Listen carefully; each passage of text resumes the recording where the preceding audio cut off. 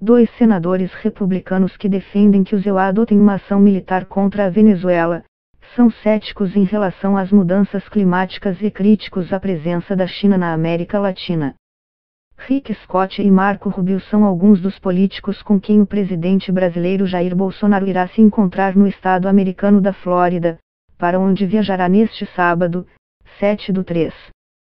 Apesar da confirmação de que o presidente dos EUA, Donald Trump, e Bolsonaro irão jantar na residência do americano em Mar-a-Lago, os anfitriões iniciais de Bolsonaro no país eram esses políticos locais da Flórida, além do prefeito de Miami, Francis Suárez. Na viagem, que se estenderá de sábado, quando o presidente deve chegar a Palm Beach à tarde, até terça, Bolsonaro visitará instalações militares em Miami, participará de seminário empresarial e encontrará a comunidade brasileira e um grupo de pastores na Flórida. Também irá visitar uma fábrica da Embraer na cidade de Jacksonville. Uma comitiva ministerial vai acompanhá-lo.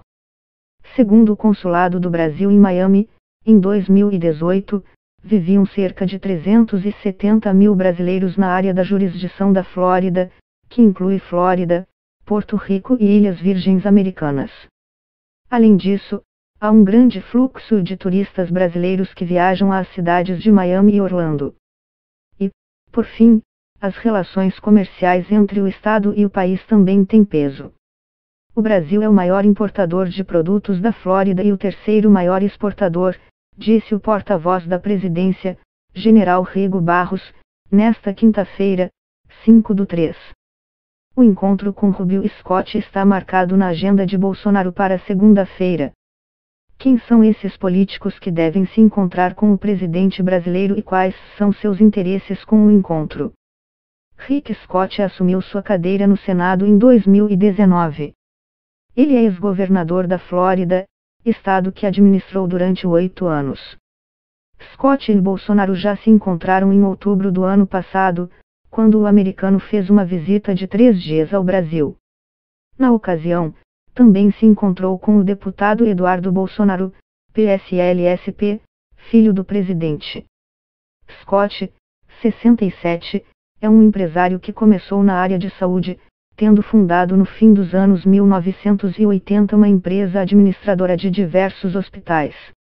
Anos mais tarde, o político foi envolvido em acusações de fraude e as alegações eram de que os hospitais enviavam cobranças falsas a sistemas de saúde geridos pelo governo americano. Scott deixou o cargo em 1997 e, em 2000, a empresa declarou-se culpada por mais de uma dezena de crimes corporativos. A companhia acabou pagando quase 2 bilhões de dólares em multas.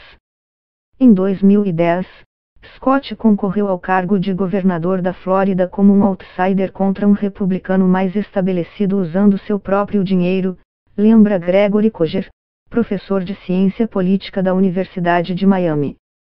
A vitória foi apertada, diz Koger, apesar de conseguir a reeleição em 2014, Scott foi um governador impopular pela maior parte dos mandatos. Hoje, é um aliado de Trump, que não foi muito crítico ao presidente durante a crise do impeachment, segundo o professor.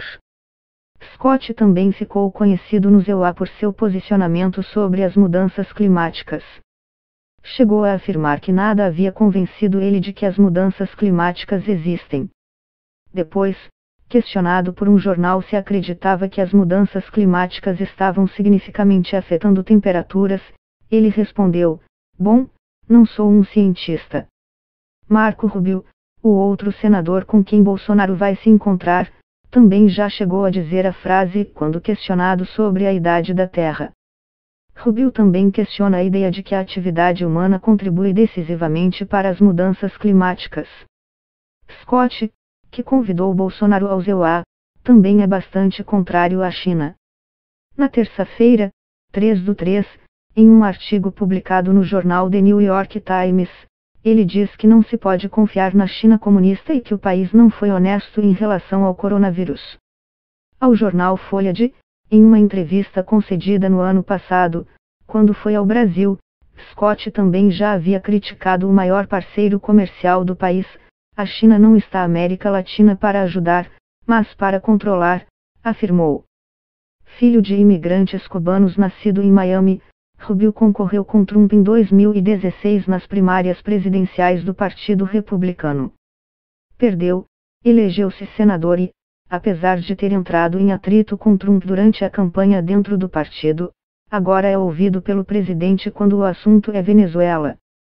Segundo uma reportagem do New York Times, o senador agora é visto como um arquiteto das políticas e um porta-voz na campanha dos Estados Unidos contra a Venezuela. Ele tornou-se um secretário virtual dos Estados Unidos para a América Latina, definiu o jornal. É de conhecimento público que o Trump rejeita o establishment da política externa e desconfia dos agentes tradicionais. Isso explica porque outras pessoas têm uma grande influência nas relações exteriores americanas, é porque há um grande buraco. E é aí que o Rubio entra, diz Gregory Koger, professor de ciência política da Universidade de Miami. Rubio entende sobre a América Latina. Além disso, ganhar na Flórida é muito importante para os planos de reeleição de Trump. E o apoio de Rubio pode dar ao presidente uma votação importante no estado. No fim de janeiro, o senador escreveu um artigo publicado no site da CNN intitulado "O S-Show de Geo Big on Brasil, os EUA devem investir no Brasil". É crucial que os Estados Unidos capitalizem nessa oportunidade histórica para aproximar as duas nações, escreveu. Um forte, vibrante e democrático Brasil mais alinhado aos Estados Unidos como um parceiro estratégico pode ser uma força multiplicadora para lidar com a crise em andamento na Venezuela e combater as intenções malignas de regimes autoritários como a China, a Rússia e o Irã, que tentam expandir sua presença e atividades na América Latina.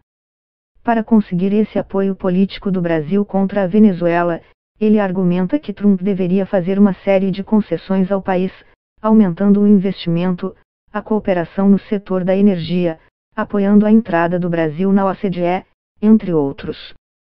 Rubio, que pertence aos comitês de inteligência e de relações exteriores do Senado, já disse que uma ação militar na Venezuela para derrubar o governo de Nicolás Maduro é sempre uma opção. Eduardo Bolsonaro chegou a afirmar o mesmo no ano passado. Ao jornal chileno La Tercera, disse que todas as opções estavam na mesa para resolver a crise da Venezuela, dentre essas opções, o uso da força. O presidente Bolsonaro descartou a possibilidade. Felipe Loureiro, professor do Instituto de Relações Internacionais da USP, Universidade de São Paulo, e pesquisador do Instituto Nacional de Estudos sobre os Estados Unidos, observa que a Flórida é um dos estados-chave nas eleições americanas deste ano e, por isso, os políticos devem fazer tudo o que der boas em sua votação, e certamente ações anti-Maduro dão.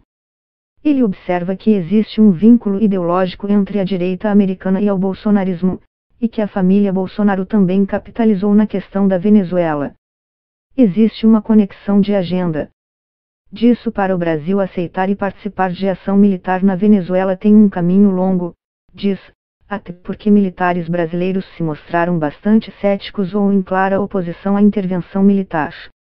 Trump ganha na medida em que fortalece setores que são vocálicos contra o regime chavista na Venezuela. Scott ganha na medida em que fortalece sua própria posição e Bolsonaro ganha, sobretudo se conseguir alguns ganhos materiais entre Brasil e os Estados Unidos. Além disso, destaca ele, os brasileiros que moram ou fazem turismo na Flórida compõem uma base fundamental para o bolsonarismo.